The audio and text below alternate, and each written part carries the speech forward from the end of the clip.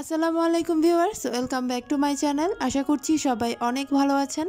আজকে আমি আপনাদেরকে স্কুল কলেজে মামারা টিফিনের সময় যে 5 টাকা করে সমুচাগুলো বিক্রি করে থাকেন, ঠিক সেই সমুচার রেসিপিটাই আজকে আমি আপনাদের সাথে শেয়ার করব। আশা করছি পুরোটা সময় জুড়েই আমার সাথে থাকবেন।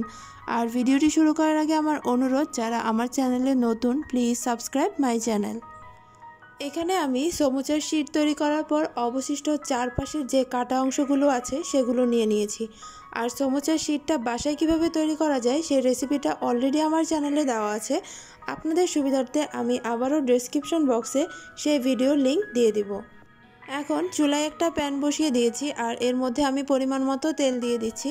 তেলটা হালকা একটু গরম হয়ে গেলে এতে আমি সেই সমুচার শীটগুলো দিয়ে দিচ্ছি। এবার এগুলোকে চুলার আঁচ লো মিডিয়ামে রেখে একটু ক্রিস্পি করে ফ্রাই করে নিচ্ছি। শীটগুলো রেডি হয়ে গিয়েছে, এবার এগুলোকে আমি তুলে রাখছি। এখন চুলায় আমি অন্য একটা ফ্রাইং প্যান বসিয়ে এর মধ্যে 1 টেবিল চামচ তেল দিয়ে তাতে আমি বড় সাইজের একটা পেঁয়াজ কুচি দিয়ে হালকা একটু ফ্রাই করে নিচ্ছি। খুব বেশি ফ্রাই করার প্রয়োজন নেই, পেঁয়াজের হালকা কাঁচা গন্ধটা চলে গেলেই এতে আমি অ্যাড করে দিচ্ছি 1 চা চামচ আদা বাটা এবং রসুন বাটা। এবার এগুলোকেও আমি হালকা একটু ফ্রাই করে নিচ্ছি। এখন আমি হাফ কাপের মতো বাঁধাকপি অ্যাড করে দিচ্ছি আর এই বাঁধাকপিটাকে আমি গ্রেটারে গ্রেট করে নিয়েছি। আপনারা চাইলে কিন্তু কুচি করেও নিতে পারেন। তারপর এতে আমি স্বাদমতো লবণ দিয়ে দিচ্ছি। এবার দিয়ে দিচ্ছি স্বাদমতো কাঁচামরিচ। এই সবগুলোকে একসাথে খুব ভালো মতো মিক্স করে ফ্রাই করে নিচ্ছি।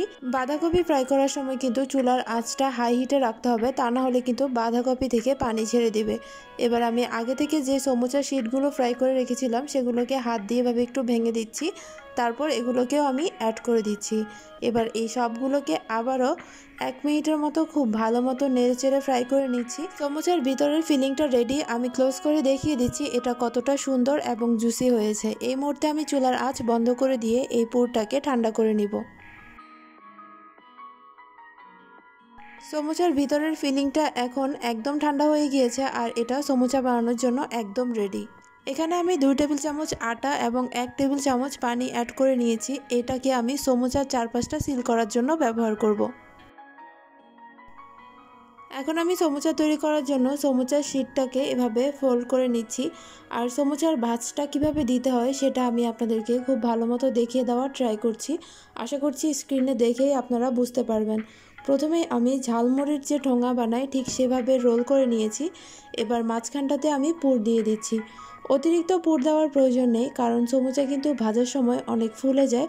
আর যদি অতিরিক্ত পুর দেওয়া হয় তাহলে কিন্তু সমুচা ফেটে যাওয়ার চান্স থাকে। এবার আমি অবশিষ্ট যে অংশটা আছে সেটাকে আমি এবার এভাবে ভাঁজ করে দিব।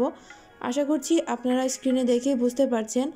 আর এই অংশটাকে আমি যে আটা এবং পানি দিয়ে একটা মিশ্রণ তৈরি করেছিলাম সেটা দিয়ে সিল করে দিব।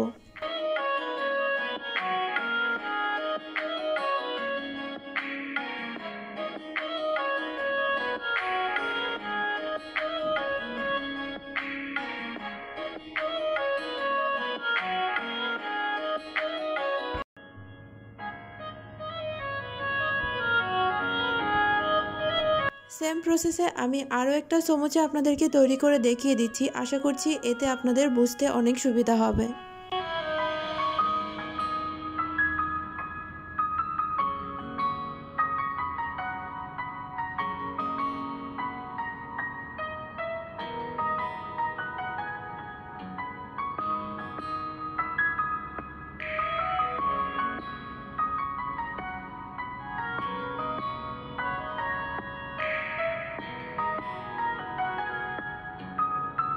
একে একে করে সবগুলো সমুচা আমি তৈরি করে নিয়েছি। এবার এগুলোকে ফ্রাই করে নিব। আর ফ্রাই করার জন্য অবশ্যই ডুবো তেল ব্যবহার করতে হবে। আর তেলটা খুব বেশি গরম করা যাবে না, অল্প গরম তেলেই কিন্তু সমুচাগুলোকে একটু সময় নিয়ে ভাজতে হবে। বেশি তেল গরম হয়ে গেলে কিন্তু সমুচাগুলোর বিভিন্ন জায়গায় জায়গায় কিন্তু বাবল ফুলে উঠবে, সেক্ষেত্রে কিন্তু সমুচাগুলো খুব বেশি ক্রিস্পি হবে না। এভাবে একটু সময় নিয়েই স্মুথলি সমুচাগুলোকে ভেজে নিতে হবে। আমার সমুচাগুলো ভাজা হয়ে গিয়েছে, এবার এগুলোকে আমি একে একে তুলে নিচ্ছি।